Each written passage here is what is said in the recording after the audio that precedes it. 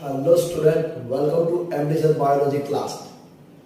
Last हमने 2 lectures upload किए हैं, जिसके अंदर एक था इंट्रोडक्शन लेक्चर और दूसरे लेक्चर के अंदर हमें इस चैप्टर में कौन कौन से फीचर्स लिविंग ऑर्गेनिजम्स के बारे में पढ़ने हैं उसके बारे में था, जिसके अंदर मैंने ग्रोथ एंड डेवलपमेंट की भी बात की है, रिप्रोडक्शन की भी बात की है।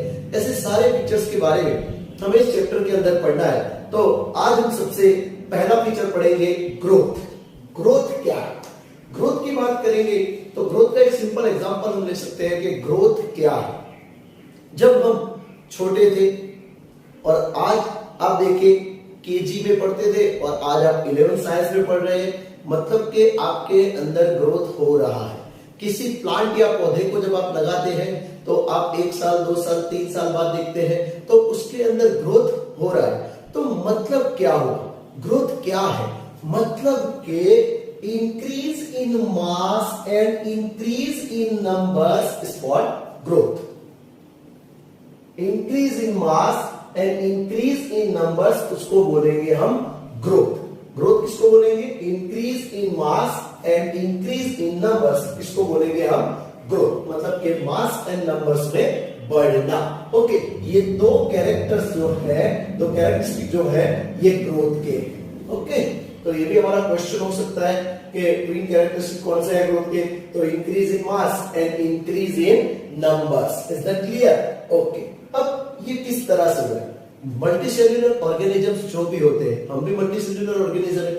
मल्टीसेल्युलर ऑर्गेनिजम्स जो भी होंगे उसके अंदर ग्रो होता है सेल डिवीजन से। किससे ग्रो होता है? सेल डिवीजन से इसके अंदर ग्रो होता है। ओके, प्लांट्स के अंदर भी ग्रोथ होता है, मैंने आपको बताया। प्लांट्स के अंदर जो ग्रोथ होता है वो सेल डिवीजन से हो रहा है। और उसके अंदर एक इंटरेस्टिंग बात यह है कि प्लांट्स के अंदर जो सेल डिवीजन हो रहा है वो continuously through out the life span, मतलब कि अपनी पूरी लाइफ स्पैन के दौरान प्लांट के अंदर ग्रोथ होता रहेगा। अपनी पूरी लाइफ स्पैन के दौरान प्लांट के अंदर क्या होता रहेगा? ग्रोथ होता रहेगा। लेकिन क्या एनिमल्स में ऐसा होता है? नहीं। एनिमल्स के अंदर ये नहीं होता है, क्योंकि animal this growth is certain age. Animal के अंदर ये ग्रोथ सर्टेन एज तक ही होता है। तो ये भी आपके एमसीक्यू से आपको ध्यान के अंदर रखना है। प्लांट के अंदर continuously through out the life span और एनिमल के अंदर ग्रोथ सर्टेन एज तक होगा। हाँ, टिश्यू के अंदर जब हमारी बॉडी के अंदर सेल डिवीजन कहां होगा? टिश्यू के अंदर होगा। लेकिन क्यों? लॉस्ट रिप्लेस सेल्स, मतलब कि जो सेल लॉस्ट हुए उसको रिप्लेस करने के लिए सेल डिवीजन हो रहा है। Is that clear? समझ में आ गई बात आपको? ओके, आगे बढ़ते हैं। तो यूनिसेल्युलर का क्या? तो यूनिसेल्युलर ऑर्गेनिजम्स के अंदर भी सेल डिवीजन होता है। यूनिसेल्युलर जो लिविंग ऑर्गेनिज्म है उनके अंदर भी सेल डिवीजन होता है। अब increase in body mass considers as growth. अगर हम ये बात कहते हैं कि इंक्रीज इन मास वो ग्रोथ हो अथवा तो ग्रोथ है या ग्रोथ है, तो फिर तो माउंटेन्स समझ लो कि ये माउंटेन्स है, ये माउंटेन्स बोल्डर्स सैंड माउंट वो भी ग्रो करते हैं। ये नया क्वेश्चन है। तो ये जो है इन सभी के अंदर हम देखेंगे कि समझ लो कि एक कोल्ड माउंटेन है। कोल्ड माउंटेन के अंदर यहां पे बर्फ जमी है, यहां पे बर्फ जमी है, तो इसका ग्रो हुआ। समझ में आई बात? ओके, और जब बर्फ गिर गई, मतलब कि जब विंटर खत्म हो गया, समर आ गया, तो फिर से ये बर्फ पिघल जाएगी, तो फिर से ये अपना नॉर्मल मोड में आ जाएगा। तो क्या हुआ? तो ये ग्रोथ कहलाएगा।